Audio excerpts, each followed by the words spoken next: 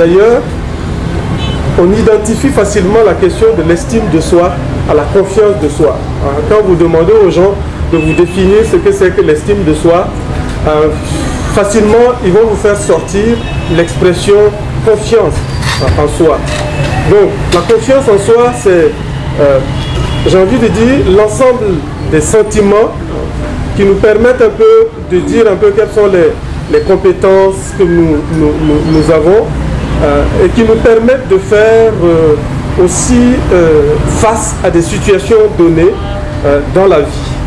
Donc, amour de soi, vision de soi, confiance en soi.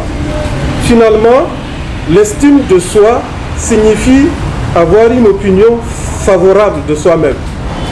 Et le contraire, par exemple la haine de soi, ou peut-être la honte de soi, nous pousserait vers quelque chose de beaucoup plus négatif par rapport au regard que nous pouvons jeter sur nous-mêmes. Donc l'estime de soi signifie avoir une opinion favorable de soi-même. L'estime de soi renvoie à une capacité d'auto-évaluation de nous-mêmes, hein, qui nous renvoie aussi à nos capacités, à nos qualités et aux résultats dans les différents domaines où, par exemple, dans le domaine scolaire, voilà, quand on est en classe de terminale, en classe d'examen, on se mesure souvent avec nos camarades en fonction de nos compétences par rapport à telle ou telle discipline. Moi, je suis très fort en mathématiques, lui, il est plutôt fort dans les disciplines littéraires, etc., etc. Et donc, c'est la capacité à s'auto-évaluer. Là aussi, on peut mal s'auto-évaluer. Et en ce moment-là, évidemment, le regard de l'autre peut être intéressant pour nous. Enfin, l'estime de soi comporte un niveau qui est un peu lié à j'ai envie de dire, aux idées, à la réflexion, hein, qui est aussi lié au niveau émotif, au niveau affectif. On rejoint là la capacité d'évaluer les sentiments positifs ou négatifs.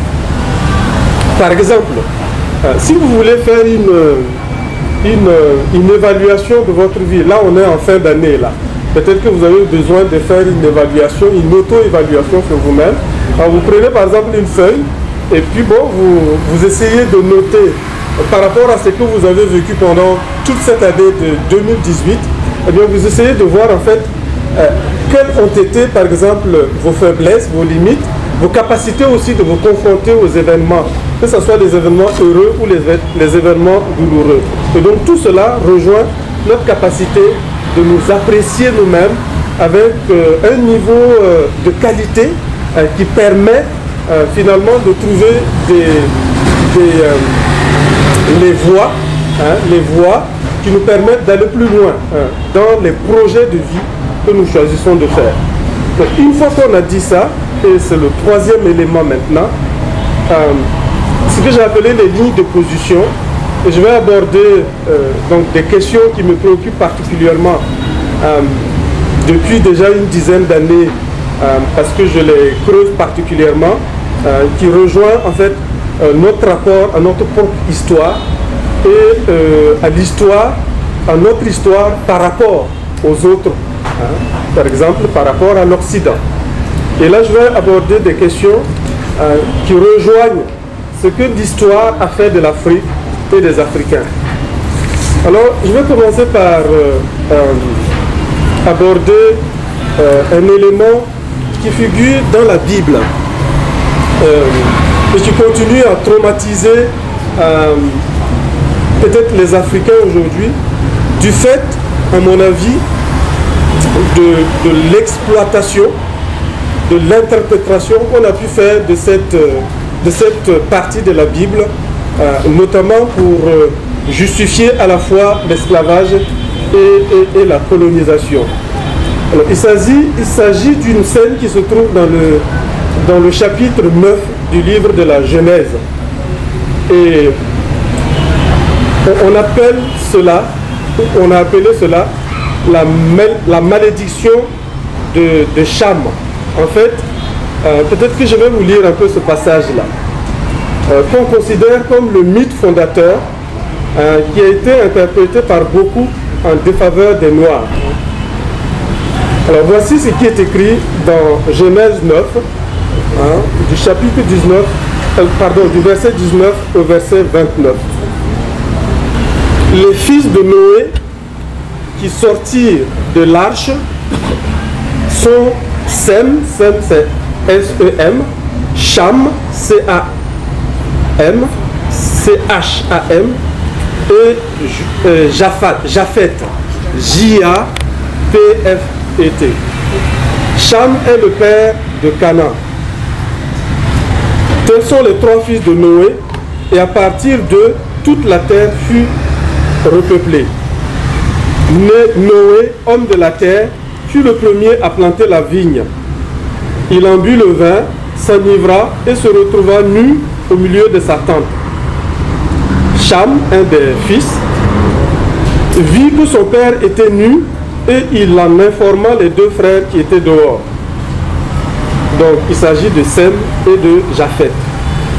Alors, Sem et Japheth prirent le manteau, le placèrent sur leurs épaules à tous les deux, et en marchant à reculons, ils en couvrirent leur père qui était nu. Vous comprenez bien la scène.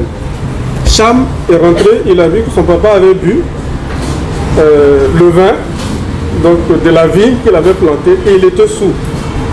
Et en étant saoul, il a tout enlevé, donc il était nu. Mais lui, il a regardé, et il en a parlé aux deux frères. Et les deux frères, évidemment, pour des questions de respect de leur père, ne veulent pas regarder le papa nu. Et donc, ils vont prendre un manteau, ils vont se le mettre sur leurs épaules, et donc ils vont aller en reculant pour pouvoir aller couvrir le père. Voilà. Donc, c'est ce qu'ils font. Alors, comme leur visage était détourné, ils ne virent pas la nudité de leur père. Noé, ayant cuvé son vin, ça veut dire que bon, c'est parti, il se réveilla et apprit ce qu'avait fait son plus jeune fils, puisque Cham était le plus jeune. Et on lui a raconté, on a raconté à Noé ce qui s'est passé. Alors, Noé dit, maudit soit Canaan. Canaan, c'est le fils de Cham. En fait, en disant ça, il maudit son fils et le fils de son fils. Ça veut dire qu'il maudit toute sa génération. Alors, il ajoute, il sera pour ses frères l'esclave des esclaves. Et il ajouta, béni soit le Seigneur, le Dieu de Sem, l'autre fils. Et il ajoute, que Canaan soit son esclave. Que Dieu mette Japheth au large, qu'il crée l'espace pour qu'il puisse vivre. Qu'il demeure dans les tentes de Sem et que Canaan soit son esclave. Et après le déluge, puisque c'est à la suite du déluge que Noé s'est retrouvé avec ses fils, et ils ont été sauvés par Dieu, lui et ses enfants et ses bêtes. Donc ça veut dire que l'humanité, d'après ce mythe-là, va se développer à partir de Noé et de ses fils. Et donc après le déluge, Noé vécut encore 350 ans. En tout, il vécut 950 ans, puis il mourut. Alors, ce qui nous intéresse, c'est que dans l'imaginaire collectif, alors c'est ce que moi j'appelle les forces du mal qui capturent la parole de la dynamique de l'esclavage et de la colonisation, l'usage, l'utilisation, l'interprétation qu'on a faite par exemple de la Bible, qui peut prêter à des confusions évidemment, l'interprétation qu'on en a faite, au fond on l'a utilisée au profit, j'ai envie de dire, des caprices de l'être humain. Mais je ferme cette parenthèse, peut-être qu'on aura l'occasion d'échanger. Donc dans l'imaginaire collectif, Sem est l'ancêtre de tous les Sémites, Japheth est l'ancêtre des peuples de la mer, ce que l'on pourrait appeler aujourd'hui les Occidentaux.